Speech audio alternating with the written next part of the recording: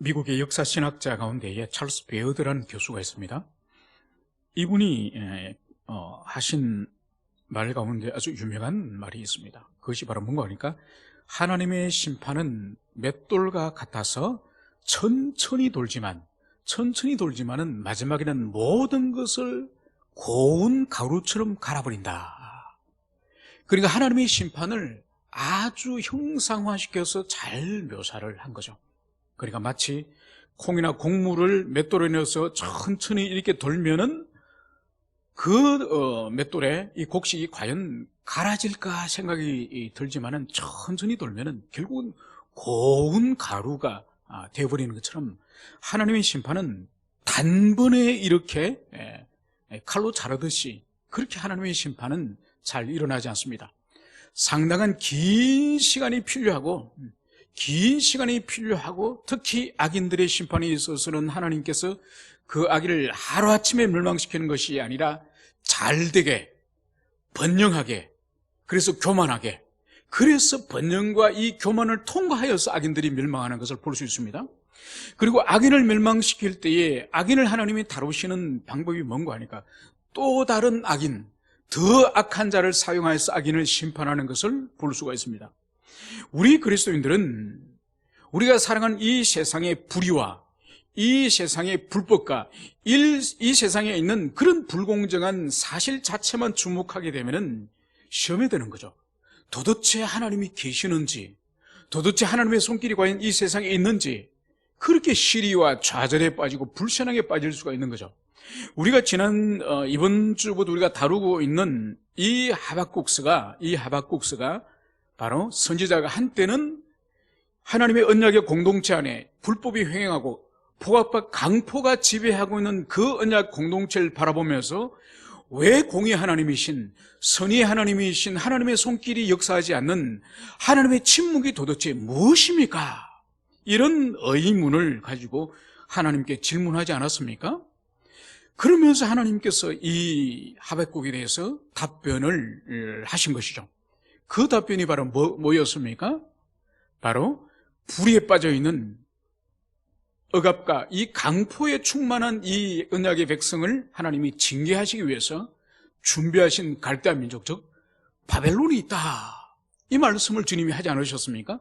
그래서 그 바벨론을 사용하여서 하나님의 백성, 언약의 백성을 내가 징계하겠다, 이 말씀을 우리가 지난 수요일 날 우리가 살펴보았습니다.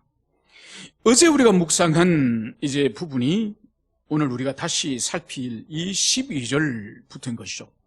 오늘 12절에서는 오늘 하박국 선지자가 하나님의 답변, 즉 폭압과 강포가 충만한 이 언약 공동체를 하나님이 징계하시고 다스리기 위해서 더 사악한 바벨론, 더 거칠은 바벨론을 사용하시겠다, 이 하나님의 말씀을 듣고 이 선지자는 명쾌한 회답을 얻은 것이 아니라, 명쾌한 답을 얻은 것이 아니라 더 마음에 의구심이 일어나게 되는 것입니다. 그러면서 이제 이 선지자가 하나님께 오늘 12절에 이르면은 오늘 이 선지자의 마음에 하나님의 이 말씀의 답변을 어느 정도 이해하는 것을 볼 수 있습니다. 그것이 바로 뭔가 우리가 12절 말미에 보면 여호와 주께서 심판하기 위하여 그들을 두셨나이다. 반석이시여 주께서 경계하기 위하여 그들을 세우셨나이다. 여러분, 이 하박국은 이미 선지자로서 이전에 하나님의 말씀에 대해서 밝히 알고 있는 사람이에요. 여러분, 사사기 2장에 가면은 이제 여호수아 시대 때 언약의 백성들이 집합별로 이제 그들이 힘을 모아서 가나안 땅을 정복하지 않습니까? 그 정복이 여호수아의 말미에 다 끝납니다. 다 끝나고 나서 사사기로 들어가면은, 여호수아가 죽고 나서 사사기로 들어가면은 집합별로 땅이 분배되어지고 나머지 가나안 땅에 있는 원주민들 잔당을 집합별로 이제는 정복 전쟁을 하게 됩니다. 그런데 사사기 2장에 가면은 더 이상 전쟁을 안 해요. 그 땅 안에 원주민들이 남아있는데 가나안 원주민들을 몰아내야 되는데 더 이상 이제는 피를 보기를 두려워하고 전쟁하는 것을 두려워하여서 이스라엘 백성들이 더 이상 정복 전쟁을 하지 않습니다. 그때 하나님께서 찾아오셔서 하시는 말씀이 너희들이 이 원주민을 쫓아보내지 않으니 나도 이들을 너희들에게 남겨두겠다. 이 말씀을 주님이 하셔요. 그러면서 왜 내가 이 가난한 원주민들을 너희들 곁에 남겨두는고 하니까 너희들의 옆구리에 가시가 되게 하고 너희들에게 올무가 되게 하겠다. 이 말씀을 주님이 하시는 거죠. 그러니까 그 말씀이 뭔가 하니까 이후에 이제 가나안 땅의 이스라엘 백성들이 살아갈 때에 그들이 불신한 가운데에 그들이 죄 가운데서 그들이 하나님 말씀에 불순종할 때에 이제 그들이 남겨준 이 원주민들, 이 가난한 원주민들이 이제는 이스라엘 백성들을 옆구리를 찌르는 가시와 같고 그들이 넘어져서 이제 영적으로 그들이 범죄하게 되는 그런 올무와 같은 그런 하나님의 징계의 도구로 사용하시겠다. 이 말씀을 주님이 하시지 않으셨습니까? 오늘 하나님의 이 말씀을 들은 이 하박국은 바로 이 바벨론 민족, 이 갈대아 민족의 하나님의 용도를 지금 여기서 말하고 있습니다. 그 용도가 바로 주께서 심판하시기 위해서 그들을 두셨다. 그리고 주께서 경계하시기 위해서 그들을 두셨다. 이 말씀을 주님이 하시는 거죠. 그러니까 이 말씀은 사사기에서 하나님이 말씀하신 뜻과 정확하게 일치함을 그것을 보여줍니다. 그래서 하나님께서는 주변에 있는 에돔이나 블레셋이나 모압이나 암몬이나 바벨론이나 아수르나 이 주변 민족들을 사용하여서 하나님께서 이스라엘 백성들이 불순종과 죄 가운데 빠져 있을 때에 이스라엘 백성들을 징계하시는 것을 우리가 역사 가운데 많이 볼 수 있습니다. 그래서 오늘 하박국도 이 남겨진 이 북방에 있는 이 바벨론 민족, 이 갈대아 민족, 이 갈대아 민족의 용도가 뭔지, 하나님의 용도가 뭔지 그것을 여기서 말씀을 하는 거죠. 즉 언약의 백성들을 심판하기 위해서고 또 경계하기 위해서다. 이 말씀을 여기서 하는 거죠. 그러니까 여기서 심판의 의미는 성경 속에 여러분 심판의 의미는 두 가지로 항상 해석을 해야 됩니다. 그 의미는 문맥에 따라서 어디에 적용되는지를 우리가 분별해야 되는 거죠. 첫 번째로는 심판의 의미는 종말론적인 완전한 멸망을 의미합니다. 그러니까 하나님이 심판하신다고 할 때는 종말론적으로 완전히 멸망시킨다는 그런 의미로 해석을 해야 되고, 특히 하나님의 백성, 언약의 백성들에게 심판하신다는 의미는 그런 뜻이 아니에요. 그들이 말씀에 불순종하고 범죄할 때에 하나님의 공의를 시행하기 위해서 그들을 교정하신다는 뜻이에요. 그러니까 징계를 베풀어서 그들을 교정한다는 뜻이기 때문에 성경 속에 심판이라는 단어가 사용되더라도 문맥에 따라서 완전히 멸망을 시킬 것인지 아니면은 여기서 오늘 뒤에 나오는 이 경계의 뜻인 그들을 바로 잡는다, 교정한다, 이런 뜻인지를 문맥 가운데 우리가 분별을 해야 될 것입니다. 그래서 이 바벨론의 목적이 바로 징계를 하는 것이 목적이고 또 그들을 경계하는, 그들이 잘못된 길을 걸어가고 있고 불순종한 길을 걸어가고 있을 때에 그들을 다시 제자리로 돌아오도록 하기 위해서 사용하는 방식이 이 경계의 방식인 것을 우리는 기억해야 될 것입니다. 여러분, 하나님께서 악인을 언약의 백성 가운데 두시는 목적이 바로 이거예요. 여러분, 그렇기 때문에 이 이스라엘 백성들의 역사 가운데 면면이 흐르는 외적으로부터의 침입이라든지 외적과의 전쟁이라든지 외적과의 피 흘리는 그런 싸움 가운데서 때로는 이 하나님의 백성들이 식민 지배하러 들어가는 경우들이 있지 않습니까? 그러니까 실제로 다윗 왕 때 왔어야 사실은 이 블레셋으로부터 독립을 하게 되거든요. 그러니까 블레셋으로부터는 이스라엘 백성들이 오랫동안 식민 지배를 받습니다. 그러다가 이제 다윗에 와서 이제 드디어 독립을 하게 되는 거죠. 그러니까 이 블레셋만큼 사실 집요하게 이스라엘 백성들을 괴롭히고 약탈한 민족이 없습니다. 그러니까 그것을 단순히 이스라엘 백성들이 힘이 없어서, 용기가 부족하여서, 군사력이 부족하여서 그렇게 압제를 당했다고만 해석을 해서는 안 된다는 거예요. 그러니까 성경 가운데 하나님의 백성들이 긴 세월 동안 압제를 당할 때는 반드시 하나님께서 이 민족을 들어서 사용하여서 언약의 백성들을 징계한다는 이런 의미를 우리는 기억을 해야 되는 것이죠. 여러분, 이 부분은 오늘날 교회 시대 때 우리 교회를 향해서도 마찬가지입니다. 구약의 하나님의 백성들이 불순종하고 그들에게 죄가 있고 그들에게 하나님 앞에 우상 숭배하는 그런 악한 모습이 있을 때에 그 죄를 빼내기 위해서, 그들의 인격과 그들 삶 가운데 있는 죄를 빼내기 위해서 그들을 마치 용광로 같은 그런 고난 속에 두신 것처럼 교회 시대 때도 마찬가지입니다. 교회 시대 때도 교회가 불순종하고 교회가 주님 앞에 바르게 살지 않고 패역한 삶을 계속적으로 살 때는 큰 환난을 하나님께서 그 시대에 허락하는 모습을 볼 수 있는 것이죠. 여러분, 특히 오늘날을 보십시오. 오늘날은 다원주의 사회예요. 다원주의 사회이기 때문에 많은 종교가 한 사회 공동체 가운데에 함께 살아갑니다. 그렇지만 여러분, 하나님이 주목하는 백성들은 누굴까요? 불교인들일까요? 아니면은 이슬람 믿는 사람들의 타락이나 이슬람 믿는 사람의 부도덕함을 하나님 주목하실까요? 아니면 조상들에게 제사를 지내는 유교를 가지고 있는 그런 사람들의 잘못된 삶을 하나님이 애통해할까요? 아니에요.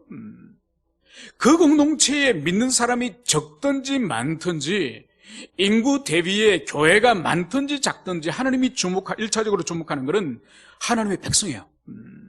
그러니까 하나님의 백성이 바르게 살고 하나님의 백성이 정말 빛으로 소금으로 살고 그러면은 그 소수의 무리인 교회 때문에 그 시대에 큰 복을 주시는 거죠. 여러분, 구약시대 때 보십시오.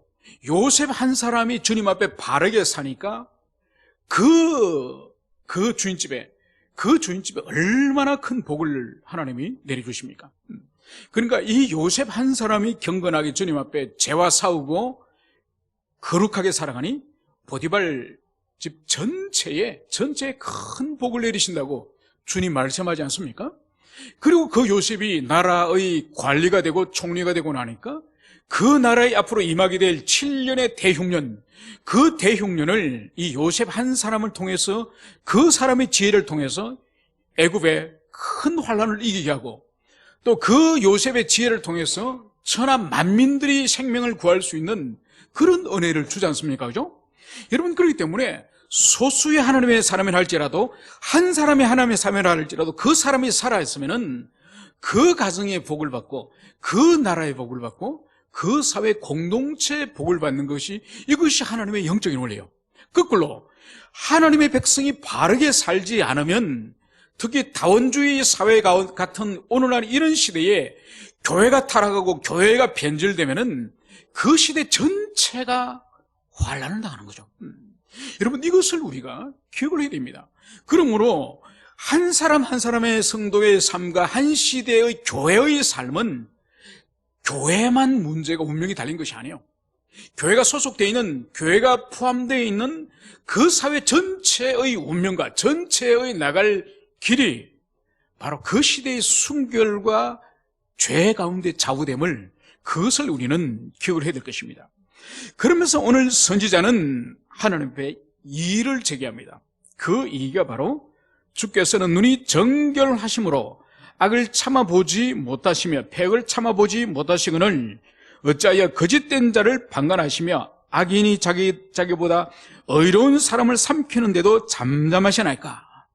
오늘 이 하박국은 오늘 하나님께 이의를 제기합니다. 일종의 항의를 지금 하는 것이요. 그 내용이 바로 뭔가요? 주님의 눈은 정결하심으로. 여러분, 마치 하나님이 눈이 있고 하나님이 입이 있고 하나님이 코가 있는 것처럼 이렇게 신인 동형론적으로 표현하는 이것은 바로 우리의 이해를 위해서 하나님께서 이런 형태로 기록을 하게 하시는 거죠. 하나님의 눈이 정결하다는 것은 이것은 다른 의미가 아니라 하나님의 성품을 말하는 거예요. 그러니까 눈이 어떤 것을 지향하고 어느 것을 바라보는 것처럼 하나님의 성품이 무엇을 지향하는지 무엇을 바라보는지 이거는 하나님의 거룩한 성품을 말하는 거죠. 그래서 하나님의 성품은 거룩한데 그래서 차마 악을 보지 못하고 패역한 것을 참아 보지 못하는데 어떻게 거짓한 자들이 이 악인들이 자기보다 의로운 자를 어떻게 삼키는데 하나님께서 어떻게 잠잠하시고 침묵하십니까? 그러니까 의인을 더 의로운 자가 심판하고 이것은 합리적으로 이해가 되죠, 그죠? 의인은 더 의로운 자들이 와서 심판하고 징계하면은 이해가 되는데 이 갈대아인과 이 하나님의 백성, 이 언약의 백성을 비교할 때에 이 하박국이 볼 때는 이 갈대아 사람이 훨씬 강포하고 훨씬 무자비하고 훨씬 이 사람들이 악인이라는 거죠. 그런데 이 악인이 언약의 백성을 심판하신다고 하니까 이 하박국은 도무지 그것을 이해할 수 없는 거죠. 왜 하나님께서는 그렇게 행하시고 잠잠하십니까? 침묵하십니까? 이렇게 지금 하나님의 역사심, 하나님의 말씀에 대해서 오늘 이의를 제기함을 볼 수 있습니다. 그러면서 오늘 14절, 15절, 16절에서 이제 이 갈대아 사람에 대해서 이들이 얼마나 악하고 이들이 얼마나 하나님 앞에 옳지 않은지 그것을 더 상세하게 이제 탄원을 합니다. 주께서 어찌하여 사람을 바다의 고기 같게 하시며 다스리는 자 없는 벌레 같게 하시나이까? 이것은 바로 여기서 바다의 물고기 같고 다스리는 자 없는 벌레 같은 이 존재가 누구냐? 하나님의 백성, 이스라엘 백성을 말하는 거예요. 그러니까 여기서 15절에서 그가 낚시로 모두 낚으며 그물로 잡으며 투망으로 모으고 그리고 기뻐하고 즐거워하며, 그러니까 여기서 언약의 백성은 물고기로 비유하고 또 하찮은 벌레로 지금 비유하면서, 그러면서 갈대아 사람, 바벨론 사람은 바로 뭔가 하니까 이 물고기를 잡기 위해서 낚시질을 하거나 투망을 던지거나 아니면 그물을 던지는 이 업으로 지금 비유하는 거예요. 여러분, 물고기를 잡을 때 여기서 거의 사용하는 도구를 다 지금 인용합니다. 낚시를 던져서는 한 마리씩 잡죠, 그죠? 한 마리씩을 잡습니다. 여기서 이 낚시라고 기록된 이 단어가 갈고리라는 의미로도 사용됩니다. 그러니까 작은 물고기는 낚시로 이렇게 던지지만은 가끔 먼 바다에 나가서 황새치라든지 다랑어를 낚시하는 장면을 우리가 가끔 보지 않습니까? 그러면 아주 굵은 줄로 그것을 리를 끌어올릴 때에 여러 사람이 달라들어서 그 황새치 같은 무게가 한 200kg, 300kg 되는 엄청난 그 물고기를 잡아 올리지 않습니까? 그러면은 보트 앞에 그 물고기가 다가왔을 때는 다른 사람이 큰 쇠 갈고기를 들고 갑니다. 그러면서 그 아가미에 콱 찍어서 배 위로 끌어올리는 거죠. 여기서 사용되는 이 낚시라고 하는 이 단어가 낚시의 의미도 있지만은 이 갈고리, 큰 물고기를 잡을 때 갈고리로도 사용이 됩니다. 그리고 투망. 이 투망은 한 사람이 던지지만은 여러 마리 물고기를 이렇게 잡을 수 있지 않습니까? 그리고 여기서 이제 그물. 이 그물은 길게 늘어뜨려서 많은 사람이 그물 끝을 끌어당기면서 육지 위로 끌어올릴 때에 수많은 물고기들이 그 엄청난 그 넓이에 이제 그물에 끌려오지 않습니까? 그것처럼 여기서 지금 갈대아 사람이 장차 예루살렘을 쳐들어와서 한 명 한 명을 척살하여 죽이는 방법과 여러 명을 한꺼번에 죽이는 방법과 수백 명, 수천 명을 죽이는 이 학살의 모습을 여기서 지금 상세하게 묘사함을 볼 수 있습니다. 그래서 오늘 하박국은 하나님의 언약의 백성들이 비참하게 죽는 모습을 바로 바다에서 물고기를 이렇게 그물이나 투망이나 낚시로 잡아 올리고 그리고 벌레를 사람이 발로 밟아버려 죽여버리는 그런 비참하고 하찮은 존재. 어떻게 언약의 백성들이 이렇게 하찮은 존재가 될 수 있습니까? 이렇게 지금 여기서 이의를 제기하는 거죠. 그러면서 이 16절에서는 이 바벨론 사람들의 무지와 목매를 여기서 말씀을 하고 있습니다. 그물에 제사하며 투망 앞에 분향하오니 이는 그것을 힘입어 소득이 풍부하고 먹을 것이 풍부하게 됩니다. 이 바벨론 사람을 지금 계속적으로 업으로 지금 비유하는 거예요. 이 사람들이 어부가 아니에요. 어부가 아닌데도 지금 업으로 비유하면서 바로 그물에 제사하고 투망에 향을 피워 올리는 분향을 하고, 왜냐하면은 그것을 힘입어 소득이 풍부하고 먹을 것이 풍성하게 됩니다. 바로 갈대아 사람을 지금 어부로 비유하여서 지금 이 하박국이 기록하고 있는 이 문화, 이 예루살렘 팔레스타인 문화의 어부를 지금 여기서 비유하는 거예요. 그러니까 언약의 백성이 아닌 이방인들 어부들 같은 경우에 이런 관습이 지금 있는 것 같습니다. 바로 뭔가 하니까 자신의 물고기를 잡는 이 그물이나 이 배나 이 물고기를 잡는 도구를 이제 앞에 두고 풍어제를 지내는 거죠. 여러분, 우리나라 같은 경우에도 겨울 이제 바람이 다 끝나고 초봄이 되면은 이제 겨울에는 바람이 세기 때문에 물고기를 잡으러 바다에 나가지 못하지 않습니까? 그러면서 이제 봄이 시작되면은 이제 배에 막 빨간 깃발을 수없이 꽂고, 그리고 그 부두에 물고기를 잡는 어부들이 다 함께 모여서 진도나 여수나 전남해에 풍어제를 지내는 모습을 여러분들이 볼 겁니다. 그러면 이 배에 복을 주시고, 이 그물에 복을 주시고, 그러면서 거기에 돼지머리를 올려가지고 고사를 지내는 모습을 혹시 바닷가에 계신 분들은 보실 수가 있습니다. 바로 지금 이 갈대아 사람, 바벨론 사람들이 이제 전쟁을 쳐서 사람들을 학살하고 포로로 잡는 그 장면을 지금 어부들이 물고기를 잡는 장면으로 지금 비유를 하면서, 그러면서 어부들이 풍어제를 지내듯이 바로 이 바벨론 사람들이 자신의 무기나 자신의 병기를 우상시하는, 힘을 우상으로 여기는 그 장면을 지금 여기서 오늘 하박국이 지금 하나님께 지금 말씀을 하고 있음을 볼 수 있습니다.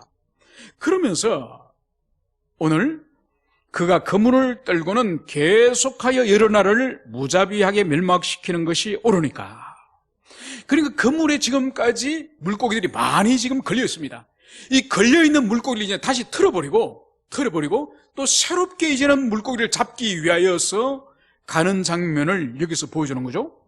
그렇게 어부들이 하는 것처럼 계속적으로 이 나라 저 나라를 이제는 침략하면서 수많은 무고한 사람을 이제는 포로로 사로잡는 그것이 하나님 옳습니까? 이렇게 지금 하박국은 하나님께 지금 의문을 제시하고 있음을, 그것을 보여주고 있습니다. 이제 오늘 이 하나님께를 향한 이 탄원, 이 기도를 마친 후에 오늘 2장 1절에서는 오늘 하박국은 이렇게 기록을 하고 있습니다. 내가 내 파수하는 곳에 서며 성로에 서리라. 그가 내게 무엇이라 말씀하시는지 기다리고 바라보며 나의 질문에 대하여 어떻게 대답하실지 보리라 하더니, 잠시 전까지는 이 하박국이 하나님을 향하여서 자신이 품고 있는 하나님의 선하심과 하나님의 공의로우심에 비춰볼 때에 이해되지 않는, 용납되지 않는 그런 의문을 하나님께 제시했다고 한다면은, 이제 2장 1절에서는 이제 이 하박국은 자신이 파수꾼임을, 파수꾼으로서 그 막루에 오늘 서겠다, 성루에 서겠다, 이 말씀을 여기서 하는 거예요. 여러분, 이것 또한 비유의 말이에요. 여러분, 실제로 이 하박국이 높은 예루살렘 성 꼭대기에 막루에 올라서겠다는 뜻이 아니라 선지자의 직분 자체가 이스라엘 백성 공동체의 마치 전쟁에 있어서 성에서 막루를 지키는 파수꾼처럼 민족 공동체의 파수꾼이 바로 선지자지 않습니까? 그것을 오늘 여기서 말씀을 하고 있는 거예요. 여러분, 오늘날도 마찬가지예요. 오늘날도 하나님의 교회 안에 목자들 주님이 세우셨습니다. 말씀의 종들을 세우셨습니다. 여러분, 신약시대 때 사도들과 구약의 선지자의 후예들이 오늘날도 설교자고 목회자들인 거죠. 그래서 오늘날도 교회 안에 가장 약화된 사역 중에 하나가 바로 뭔가 하니까 설교자의 선지자적인 사명이 가장 약화된 사역 중에 하나라고 볼 수 있습니다. 뭔가 하니까 하나님의 말씀과 성령의 인도하심을 따라서 그 시대에 대해서 하나님의 음성을 대언을 할 수 있어야 돼요. 대언을 해서 이 시대를 향해서 하나님께서 어떤 안목으로, 어떤 눈으로 판단하시고, 그리고 이 시대가 어느 방향으로 나야 될지를 선지자적인 관점으로 그 시대의 길을 열어주는 그 역할을 설교자와 목회자가 함께 해야 되는 것이죠.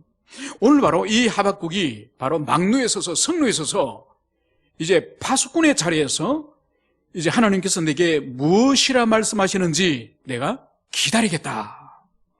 그리고 나의 질문에 대하여서 어떻게 대답하실지 보리라. 여러분, 이것은 바로 뭔가 하니까 이 하박국이 하나님의 기도의 응답에 대해서, 하나님의 인도하심에 대해서 간절히 지금 기다리고 찾고 있다는 것을 여기서 보여주는 거예요. 여러분, 이것은 우리에게 기도 생활에 있어서도 아주 중요한 논리를 보여주고 있습니다. 바로 뭔가 하니까 이 하박국은 1장 후반부에서 간절하게 하나님의 성품에 건가해서 자신이 이해되지 않는 부분을 하나님께 지금 질문하고 기도하였지 않습니까? 기도하고 끝내지 않습니다. 기도하고 끝내지 않고 오늘 2장 1절에서 그 하나님의 응답을 간절히 간절히 지금 구하면서 기다리면서 그것을 찾는 것이죠. 여러분, 기도 생활에 있어서는 열정적으로 하나님 앞에 오랫동안 간절히 이 기도하는 것도 매우 중요합니다. 여러분, 이거와 함께 중요한 것이 바로 뭔가 아닙니까? 그분께 응답을 받고자 하는, 하나님의 답을 구하고자 하는 이 간절한 사모함이 있어야 되는 거죠. 많은 사람들이 주님 앞에 간절히 기도하고 나서 그냥 바람처럼 떠나버립니다. 바람처럼 사라져버립니다. 여러분, 그것은 기도 생활, 기도자로서 옳지 않은 것이죠. 주님의 뜻이 무엇인지, 주님의 응답이 무엇인지 그것을 기다리고 찾고 구하는 삶의 태도가 기도 행위 이후에 그것이 필요한 것이죠. 이 전체를 우리가 기도라고 우리가 생각하는 것이지 단순히 아랫것만 기도하는 것이 아니라 그분의 음성을 잠잠히 듣고 그분의 인도하심을 우리가 기다리는 이 자세 또한 기도라는 것을 여러분들이 기억을 하시기를 바랍니다. 이제 하나님께서는 이제 드디어 2절부터 이제 응답을 하십니다. 오늘 저희들은 다 살필 수가 없고 2, 3, 4절만 이제 살펴보도록 하겠습니다. 이제 하나님께서는 이렇게 말씀을 하십니다. 너는 이 묵시를 기록하여 판에 명백히 새기되 달려가면서도 읽을 수 있게 하라. 여기서 묵시, 이 묵시라고 하는 이 의미는 바로 뭔가 하나님이 보여주시는 것, 하나님이 보여주시고 들려주셔서 하나님이 알게 하시는 것이 묵시의 의미입니다. 그래서 하나님께서 지금 이제 앞으로 하나님의 뜻을 보여주실 텐데 이것을 판에 기록하라. 여러분, 판에 기록하라고 하는 이 의미를 우리가 두 가지로 이해해 볼 수가 있습니다. 실제로 그 시대에 기록하는 것은 어떤 돌판이나 아니면 진흙 점토판에 이제 문자를 기록을 합니다. 그래서 실제적으로 이제 물리적인 어떤 판에 기록하라고 이해할 수도 있지만은 이것은 바로 뭔가 하니까 마치 판에 문자를 기록하는 것처럼 판에 기록하는 것처럼 내 마음에 분명하게 새겨라, 이런 의미로도 해석을 할 수가 있는 것이죠. 아무튼 어떤 물리적인 돌판이나 흙판에 기록을 하든지 안 그러면은 마음에 명백하게 새기든지 간에 이것을 망각하지 못하도록 심지어 달려가면서도 그것을 깨달을 수 있도록 그렇게 명명백백하게 새겨라, 이 말씀을 여기서 하고 있습니다. 그러면서 이 묵시, 하나님이 이제 주실 이 묵시의 성격을 이제 3절에서 말씀을 하고 있습니다. 이 묵시는 정한 때가 있나니 그 종말이 속히 이루겠고 결코 거짓되지 아니하리라. 비록 더딜지라도 기다리라. 지체되지 않고 반드시 응하리라. 이제 하나님이 주실 이 묵시는 도대체 어떻게 성취되고 어떻게 이루어질지 이것을 오늘 주님께서 말씀하십니다. 이것은 바로 정한 때가 있다는 것이죠. 하나님의 지금 이제 이 묵시는 아무데나 이루어지는 것이 아니라 하나님이 지정하신 때에 그것이 성취됨을, 이루어짐을, 그것을 여기서 말씀을 하고 있습니다. 그러면서 그 종말이 속히 이루겠고, 여기서 이 종말은 바로 하나님이 정하신 때를 다시 한번 반복하는 의미예요. 그 정하신 때, 그 종말이 반드시 속히 이루어지겠고 결코 거짓되지 아니하리라. 그러니까 하나님이 이루어진다고 말씀하셨는데 그것이 취소되거나 무효되어서 하나님이 말씀하지 않는 것처럼 되돌아가 버리는 그런 일은 없다는 거죠. 여러분, 사람의 말은 성취될 수도 있고 성취되지 못할 수도 있지 않습니까? 그러니까 자신이 성취할 능력이 없어서 이루어지지 않을 수도 있고, 아니면 자신이 하기를 원하지만은 자신이 하고자 하는 의지보다 더 큰 장애물이, 어떤 방해 요소가 앞에 있으면은 할 수가 없습니다. 그래서 사람의 어떤 언약이나 사람의 어떤 맹세나 신념은 이루어질 수도 있지만은 이루어지지 않을 수도 있는 거예요. 그런데 오늘 하나님의 이 묵시는 결코 거짓되지 아니하리라. 반드시 이루어진다는 거죠. 언제? 하나님이 정하신 때가 되면, 그 종말에. 그러면서 오늘 이렇게 또 말씀을 하고 있습니다. 비록 더딜지라도 기다리라. 지체되지 않고 반드시 응하리라. 여러분, 더딜지라도 기다리라, 이런 의미가 뭔가요? 너희들이 생각하는 것처럼, 너희들이 원하는 것처럼, 너희들이 정한 때에 맞춰서 이루어지지는 않을 수 있다. 이것을 보여주는 거죠. 그러니까 우리가 원하는 것은 1년 안에 이루어 주십시오. 3년 안에 이루어 주십시오. 이번 달 안에 이루어 주십시오. 우리는 이렇게 보통 기도하지 않습니까? 그죠? 하나님에게 우리는 시간 말미를 우리가 정해줍니다. 우리가 하나님인 것처럼. 하나님의 응답은 절대로 우리가 원하는 방식대로 그게 구속되는 분이 아니에요. 많은 사람들이 기도하면서 좌절하고 실망하고 시험에 빠지는 이유가 바로 뭔가 하니까 우리가 하나님에게 시간 말미를 정해주는 거예요. 방법도 정해주는 거예요. 하나님 이런 방식으로 응답하셔야 돼요. 하나님 이때까지 반드시 해야 돼요. 여러분 우리가 하나님 아버지예요. 여러분 그는 절대로 그는 옳지 않는 기도예요. 그렇기 때문에 여기서 주님께서 반드시 이루어진다고 말씀하시면서 더딜지라도 기다리라는 거예요. 우리 시간과 우리 시계에 맞춰서 행동하거나 우리 시계에 맞춰서 그러지 말고 더디지만 반드시 이루어질 거기 때문에 기다리는 거. 여러분 이것을 기다리지 못하기 때문에 많은 사람이 응답을 받지 못하고 많은 사람이 시험에 들고 낙담에 들고 불신앙에 빠지는 그것을 우리가 볼 수가 있습니다. 그러면서 이제 주님께서는 우리가 로마서 1장 17절에서도 바울이 인용한 유명한 말씀을 오늘 2장 4절에서 하고 있습니다. 보라, 그의 마음은 교만하여 그 속에서 정직하지 못하나 의인은 그의 믿음으로 말미암아 살리라. 오늘 하나님께서는 오늘 의인과 악인을 대비하면서 오늘 말씀을 하고 있습니다. 먼저 악인은 마음은 교만하며 그 속에 정직하지 못하나. 여러분 여기서 이 악인, 이 그는 바벨론 갈대아 사람을 말합니다. 그 사람들이 그 마음이 교만하고 정직하지 못하다고 말씀을 하고 있습니다. 여러분 이 바벨론 사람들은 우리가 지난 수요일도 살펴봤던 것처럼 이 사람들은 자기의 이 힘을 신으로 섬기는, 우상으로 섬기는 그런 사람이에요. 그런 사람의 특징이 바로 뭐죠? 교만함이에요, 교만함. 그러니까 이 사람들은 실제로 전쟁에서는 세계 최강의 아수르 제국이나 세계 최강의 이 애굽까지도 꺾어버린 힘으로는 누구도 제어할 수 없는 그런 강력한 나라이자 민족이었죠. 그래서 이들은 교만으로 충만한 거죠. 여러분 그러나 이 바벨론 제국이 전 인류의 역사 가운데서도 가장 강력한 군대를 가지고 있던 그런 나라였지만은 여러분 이들이 강력한 이유가 뭐죠? 이들이 강력한 이유는 1장 6절에서 분명히 하나님께서 말씀하고 있습니다. 1장 6절에서는 바로 이 언약의 백성, 이스라엘 백성들 하나님께서 심판하고 징계하도록 하기 위해서 하나님께서 내가 일으켰나니, 하나님께서 내가 일으켰다는 거예요. 여러분 이것이 바로 뭔가 하니까 역사 속에서 로마가 강력하였고 영국이 강력하였고 지금 미국이 강력하였고 이 모든 초강대국의 이 등장의 이 본질은 뭔가 하니까 자기들이 강력한 게 아니에요.